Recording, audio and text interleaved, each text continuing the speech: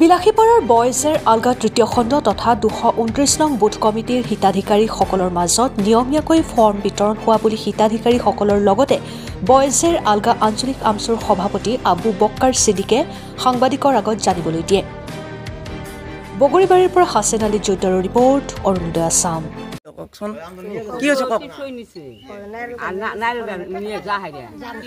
আপোনালোকে ফৰ্ম পাইছে নে পোৱা নাই?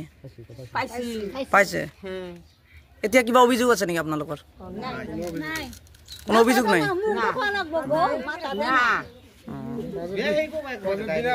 আৰু আমি শুনিবলৈ পাইছো একটা বাতৰি সম্প্ৰচাৰ হৈছে, এইটো কি ন্যায় হৈছে নে অন্যায় হৈছে? আমি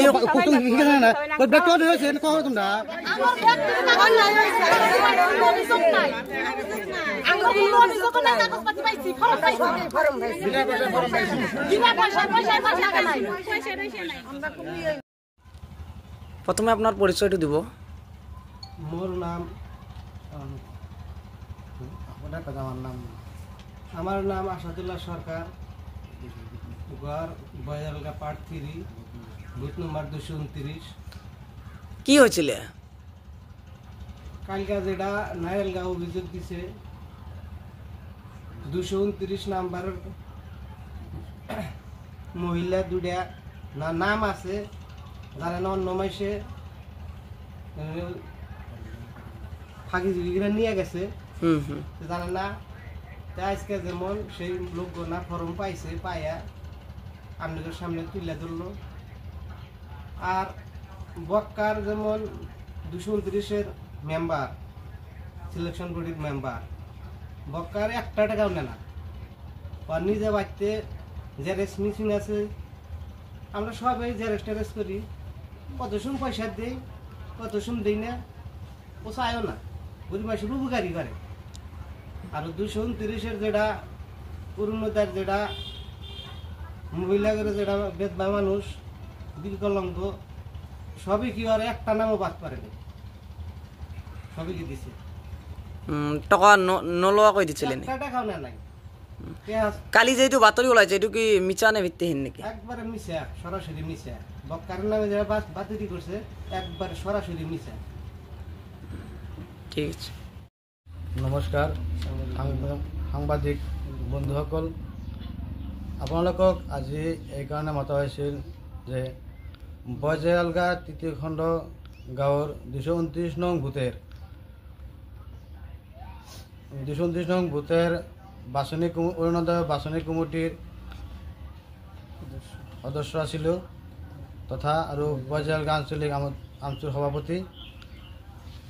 বয়জেলগা 229 নং বুথেৰ কমিটিৰ তৰফৰ পৰা চৰকাৰী হিতাধিকাৰীৰ সকলক আৰু অৰুণোদয় ফৰ্ম বিতৰণৰ কোনো ধৰণৰ খেলিমেলি হোৱা নাই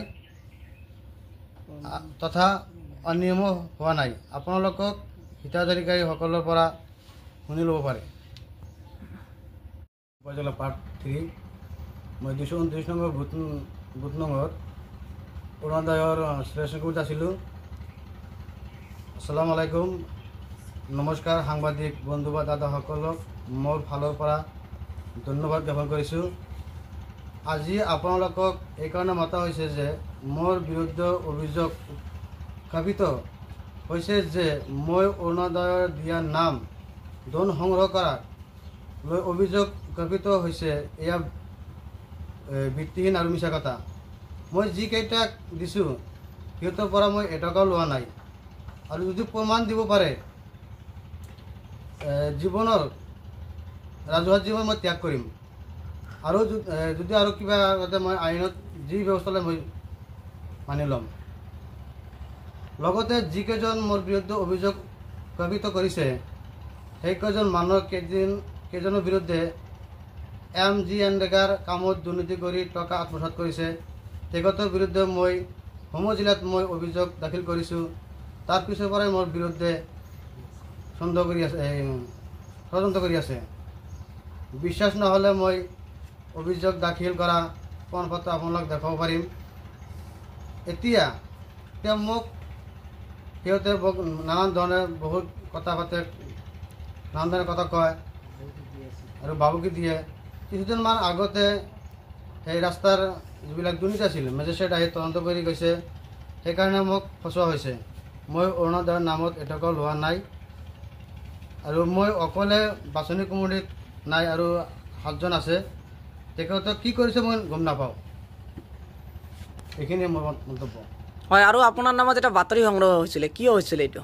আৰু ইহঁতে কৈছে যে মই যিসকলক অৰুণোদয়ক বাছনি কৰিছোঁ সিহঁতৰ পৰা পইচা ল'ব বুলি মোক মিছা অভিযোগ দিছে। এইটো আপোনাৰ মতামত কি হয়? এইটো মোৰ মিছা কথা আৰু ভিত্তিহীন, একেবাৰে মিছা আৰু ভিত্তিহীন। আৰু মই কাৰোৰ পৰা মই 1 টকা লোৱা নাই। আৰু মই যিখিনি যে মানুহে জাজ কৰিছে, মোৰ নিজৰ পইচাৰ মোৰ পকেটৰ পৰা, মোৰ ঘৰতে নিজা প্ৰিণ্টাৰ আছে, মই সিহঁতক 3টা 4টাকৈ মই জেজ মাৰি দিছোঁ, একেবাৰে ফ্ৰী। আহিছিলে, আপোনালোকে চালে, সুধিলে, আৰু সিহঁতেও ক'লে, হিতাধিকাৰী ক'লে যে মোৰ পৰা 1 টকা লোৱা নাই। আপোনালোকে দেখিলে আৰু শুনিলে, এইখিনি আৰু। ঠিক আছে।